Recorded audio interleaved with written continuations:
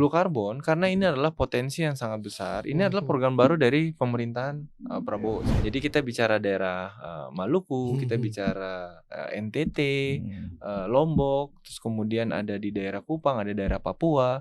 Itu menjadi beberapa titik area yang menjadi prioritas. Saat ini kita mau mencoba membangun mangrove di pantai utara, membantu program Giant Sea Wall. Permasalahannya adalah apakah program ini sudah di-inline-kan dengan program pemerintah secara Bukan hanya besar panjangnya tapi duitnya juga gede ya, loh. betul. Oke, kembali lagi di Menyala Media. Mulai dari sini menyala kemana-mana. Ja, hari ini kita menarik kedatangan tamu yang tak asing lagi. Ya. Beliau adalah Mas Rio Faven Ciptaswara. Ya. Ya, dia Presiden Direktur Loom Carbon. Iya. Ya, selamat datang Mas Rio. Halo. Sehat? Terima kasih. Sehat. Ini kayaknya cerah kali nih. Waduh. Cerah. Cerah dong.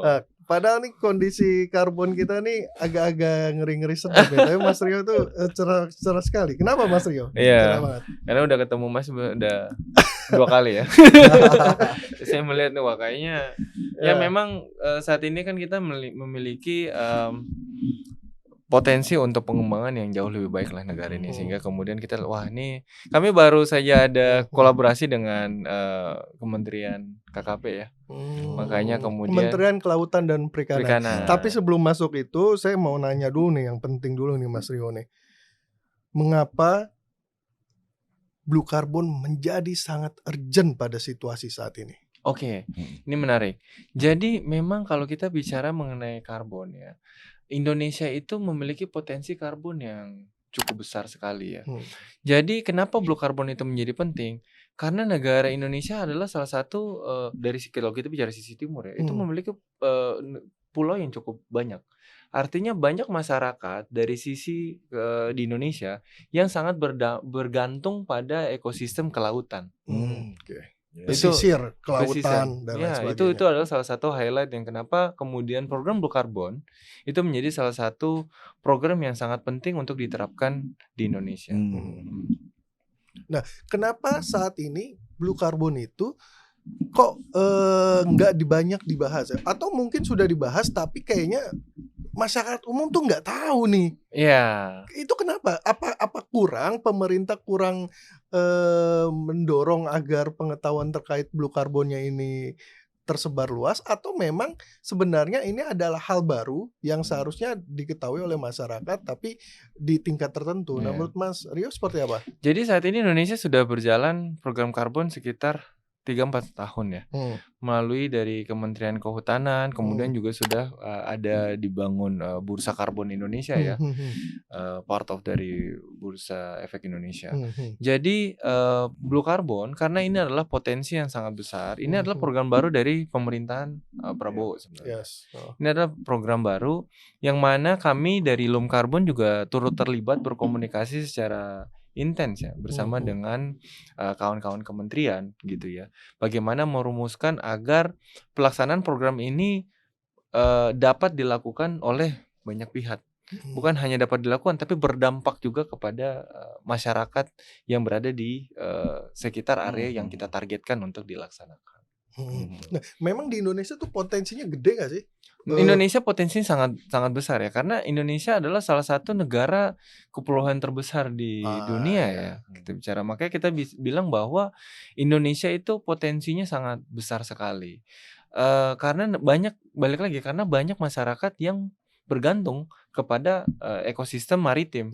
Nah, dengan program Blue Carbon ini salah satunya adalah bagaimana selain merestorasi fungsi-fungsi ekosistem ya di sana, itu juga berdampak langsung kepada meningkatkan kualitas dan kuantitas dari ikan maupun biota laut yang berada di daerah sekitar yang lokasi-lokasi yang kita targetkan untuk dilakukan program Blue Carbon. Karena gini Mas, memang tantangan kita sebagai negara yang katakanlah itu ingin mengejar tuh industri lah dan kemajuan teknologi kan ya mungkin kita tuh mengejar itu, tapi di satu pihak tuh kan ada efek sampingnya, ya efek samping limbah dan lain-lain.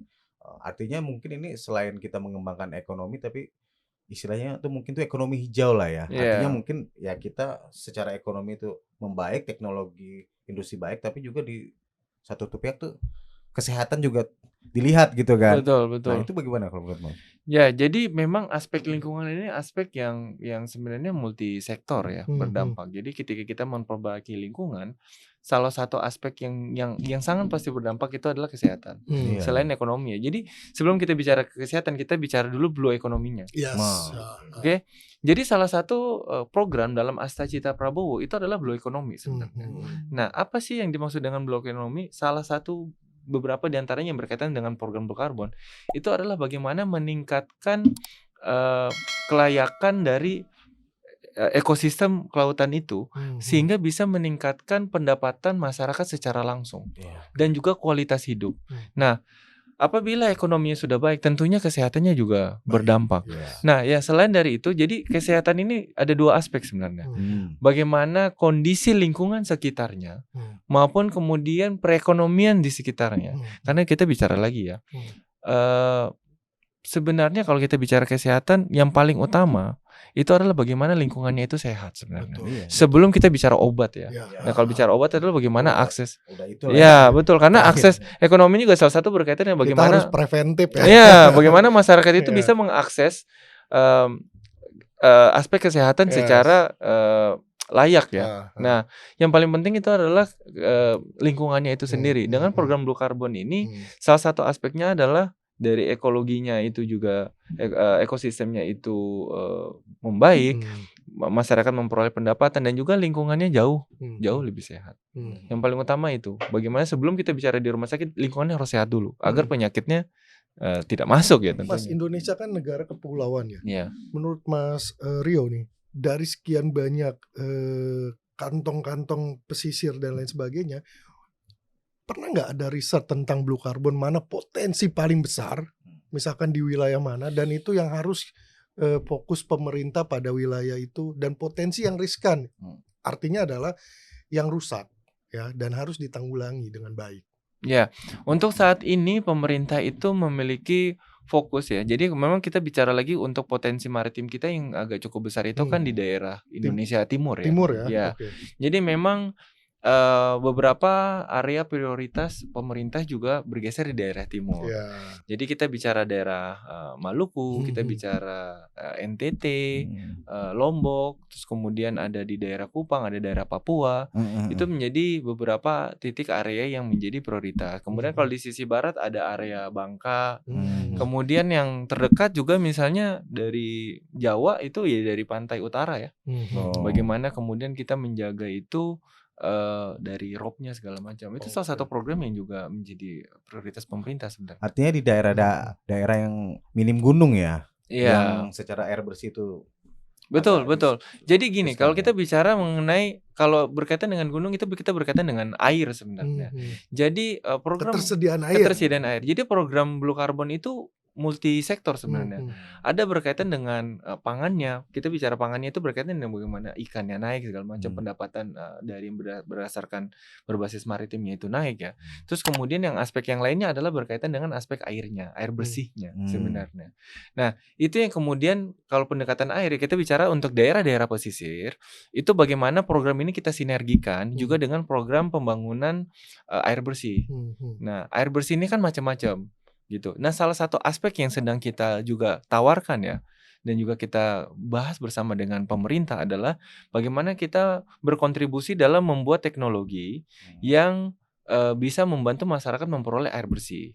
Jadi bukan hanya dari rain harvesting terus kemudian kita filter dan segala macam, tapi bagaimana juga masyarakat yang let's say dia airnya itu air payau itu bisa kita bantu untuk memperoleh air bersih. Dari air payau kita konversi menjadi air bersih, air baku yang bisa diolah menjadi air minum. Kemudian air laut juga bagaimana kemudian dari air laut ini bisa kita konversi menjadi air minum. Itu untuk solusi untuk area-area atau pulau-pulau yang dia jauh dari mata air. Gitu. Mas, ini tadi kan udah disepil low carbon. Sebenarnya perusahaannya tuh apa ini? Dan kan perusahaan kan pasti profit nih. Coba dibocorin dong. Biar kita tuh lebih tahu tuh gitu. Iya, jadi kalau Loom Carbon itu sendiri merupakan perusahaan yang berbasis sustainability program. Oke. Jadi program-program kita itu pertama yang kita lakukan adalah diantaranya ya, itu adalah juga waste management sebenarnya. Jadi waste management itu bagaimana yang kita targetnya itu bukan hanya mengolah limbah ini kita timbun, tidak. Tapi bagaimana waste ataupun byproduct yang dihasilkan dari suatu proses itu bisa kita mengolah menjadi sesuatu yang jauh lebih baik dan dapat dimanfaatkan oleh masyarakat. Contoh terdekat adalah yang saat ini kita jajaki juga adalah bagaimana limbah batu bara itu fly ash bottom ash itu bisa kita konversi menjadi fertilizer. Limbah batu bara. Limbah batu bara, limbah dari pembangkit pembangkit tenaga listrik PLTU. Itu kan ada karena dia melakukan pembakaran batu bara, kan ada abu. Nah, abu ini kemudian kita gunakan juga sebagai salah satu komponen untuk membuat fertilizer. Gitu. Sehingga fertilizer ini bisa digunakan masyarakat ya untuk menambah unsur hara dan segala macam dari pertanian. Artinya itu mengolah sampai tidak ada sama sekali limbah. Betul. Jadi limbah-limbah yang dihasilkan ini bagaimana kemudian kita byproductnya bisa kita hasilkan untuk menjadi produk yang lainnya sebenarnya. Yang secara eksplisit bisa digunakan. Itu satu dari sektor fertilizernya agriculture. Kemudian faba ini juga bisa kita gunakan untuk bikin batako ya. Ya batako. Ya paving blocks. Paving blocks. Nah, buat kebutuhan rumah atau jalan jelas ya. Iya. Udah ada. Jadi distribusikan semua. Iya, betul. Nah, ini tentunya kemudian kita bekerja sama power plant yang atau PLTU di daerah mana dan yang bisa kita kerjasamakan. Ini juga kalau abu batu bara itu cukup banyak bisa dimanfaatkan dari fertilizer, kemudian juga menjadi paving blocks, kemudian mix use juga untuk jalan itu juga bisa sebenarnya. Seperti itu. Tapi saya masih penasaran Mas. Ini sebenarnya kan kita berbicara aktualisasi. Saya kan awam lah ya tentang bagaimana nih katakanlah Loom ini melakukan pekerjaan secara teknisnya di lapangan itu sebenarnya konkretnya itu seperti apa sih Mas? Misalkan katakanlah kita simulasikan misalkan di Pantai Utara. Nah, itu bagaimana itu sebenarnya? Saya masih penasaran. Baik. Jadi memang kita bicara mengenai sektor yang kita mau lakukan seperti apa. Jadi kalau untuk kegiatan kami membagi sebenarnya di beberapa daerah itu beda program. Jadi tadi saya singgung mengenai waste itu kita fokusnya di daerah Sumatera. Karena di daerah Sumatera cukup besar pembangkit listrik di daerah sana. Sehingga yang paling kita utamakan adalah program dari fly ash, bottom ash menjadi contoh misalnya fertilizer dan lainnya. Terus kemudian di sini itu kami investasi. Kami menginvestasi dari produknya. Sebenarnya saat ini juga kami sedang menjajaki kerjasama untuk pengolahan kalau waste ya di daerah Sumatera itu untuk menjadi dari plastik ya botol-botol bekas segala macam itu menjadi dikonversi menjadi solar lah. Iya, udah ada tuh. Iya, jadi ya sebenarnya teknologi itu udah ada. Tapi kemudian seperti sejauh apa willingness untuk investasi dan masyarakat mana yang bisa kita ajak kerjasama untuk pembangunan program-program seperti ini. Kalau untuk kolaborasi, Loom Carbon itu sudah kolaborasi dengan siapa aja? Misalkan di government, kemudian bisnis to bisnisnya, dan saat ini mungkin sudah garap project apa aja gitu ya. Jadi gini, itu satu ya di daerah Sumatera kami bekerja sama dengan salah satunya ada state owned yang di bidang pupuk, state owned yang ada di power plant itu kita kerjasama. Pemda-pemdanya karena kita berbicara mengenai fertilizer yang akan dimanfaatkan itu kepada masyarakat yang mana itu kita kerjasama support dari dukungan dari pemerintah daerah. Terus kemudian kalau kita berbicara di daerah Jawa, kami banyak fokus di kegiatan sosial. Nah, itu juga kemudian ada sekolah dan segala macam. Terus kemudian yang saat ini di daerah Jawa juga itu kita kerjasama dengan KKP. Saat ini kita mau mencoba membangun mangrove di Pantai Utara, membantu program Giant Sea Wall. KKP ini Kementerian Kelautan dan Perikanan. Nah, ini multisektor ya untuk di Jawa saya Giant Sea Wall. Kami turut berpartisipasi dalam program Giant Sea Wall. Yang di Pantura ya? Ya betul, Ya. sepanjang Jalan Oh, itu Pantura. proyek besar itu. Proyek besar, makanya nanti kita melihat di sisi mananya kita bisa support. Tapi Kak udah tahu di sisi mananya bisa support, itu kan besar banget Betul, itu kan dari Banten sampai Iya. dengan Banyuwangi Iya, ya. itu besar. Besar sepanjang Pantura itu. Nah, Dan karena bukan hanya besar panjangnya tapi duitnya juga gede. betul. Ya. Memang kami punya ada grup yang investasi yang juga memiliki semangat yang sama bersama kami ya untuk membangun infrastruktur yang berdampak kepada masyarakat gitu. Itu kami untuk di Pantura kami masih berkolaborasi dengan KKP untuk melihat sektor yang mana dulu. Karena itu proyek yang besar ya. Ada program waste manajemennya, ada program infrastruktur pembangunan Giant Sea Wall-nya itu sendiri. Terus kemudian dengan KKP kami terlibat diajak untuk membangun mangrove di sisi pesisir pantainya. Nah, itu daerah Jawa. Nah, kemudian untuk area Indonesia Timur kami bersama dengan KKP juga dan Bappenas bersama dengan pemerintah daerah. Nah, daerahnya ini tergantung daerah yang mana. Ada daerah Lombok, ada area Papua, ada area Kupang, ada area Maluku, Banda Neira, daerah saya. Itu kita bekerja sama dengan pemerintah, KKP, Bappenas dan juga pemerintah di daerah. Di Banda Neira, Mas, daerah Banda. Saya orang Maluku. Saya pernah ke Banda. Oh, bagus itu. Luar biasa tuh. Banda Neira tuh luar biasa dan bagus banget. Betul. Di tengah perairan ada Gunung Merapi. Gunung Merapi. Itu indah banget. Tapi ada yang menarik nih yang perlu saya tanyakan. Kan kita Mas Rio kan perusahaan keberlanjutan kan nggak cuma satu nih. Yes. Kan mungkin ada Loom Carbon, ada juga banyak sekali. Dan mungkin isunya juga hampir mirip. Nah, yang bedain Loom Carbon dengan perusahaan lain dan terdepan di isu keberlanjutan tuh apa gitu loh? Yang paling membedakan adalah kami akan menjadi project proponent atau pelaksana project ya, project developer maupun investment dalam the first blue carbon project di Indonesia. Artinya tuh apa? Jadi seperti yang mungkin sempat saya singgung, blue carbon itu project blue carbon salah satu project blue carbon yang paling utamakan adalah pembangunan seagrass-nya. Saat ini banyak perusahaan ataupun yayasan segala macam yang bergerak di lingkungan, project karbon yang mereka tangani itu rata-rata kan di daerah kehutanan. Kebanyakan di kehutanan. Bukan kebanyakan, malah memang di hutan. Artinya belum digarap dong yang kelautan, sektor kelautan. Betul, karena ini program baru.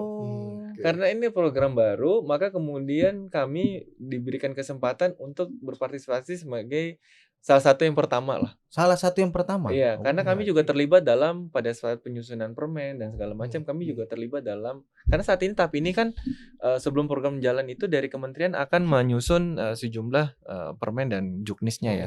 Dan kami diberikan kesempatan untuk terlibat dalam membahas lah juknis dan permen seperti apa sih yang perlu kita susun.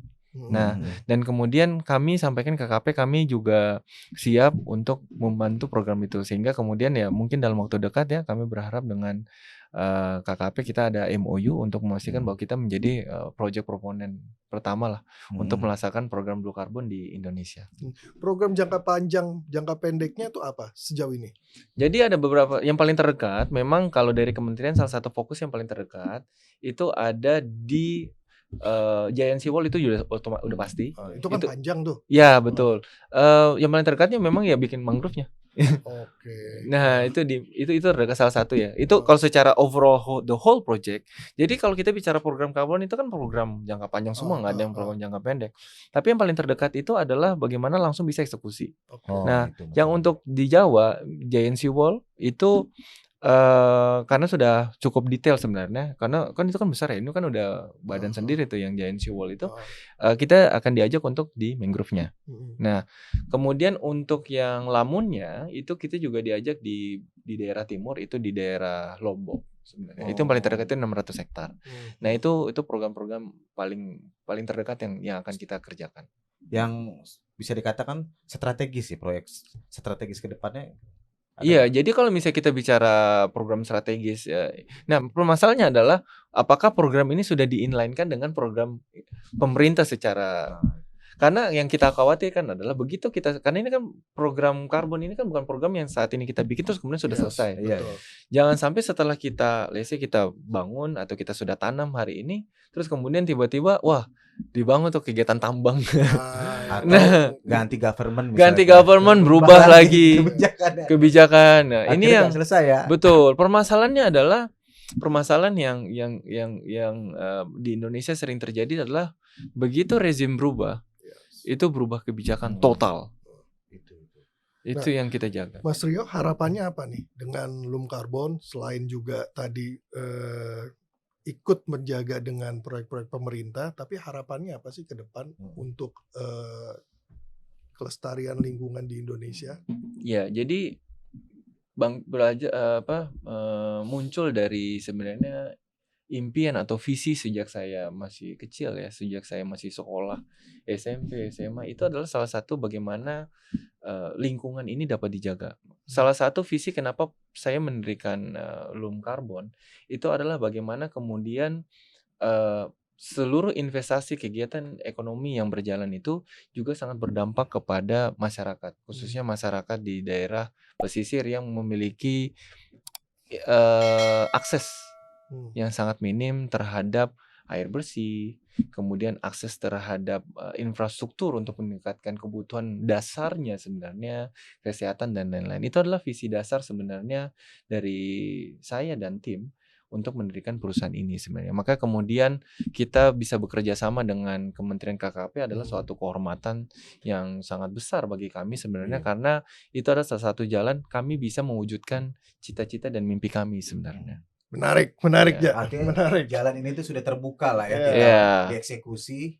Bismillah. Ya, bersama dengan tentunya dukungan dari multisektor ya, dari pemerintah daerah. Harapkan begitu ya. Oke. Terima kasih Pak Rio. Oke. Kita akan bertemu lagi di podcast kita selanjutnya. Menyala.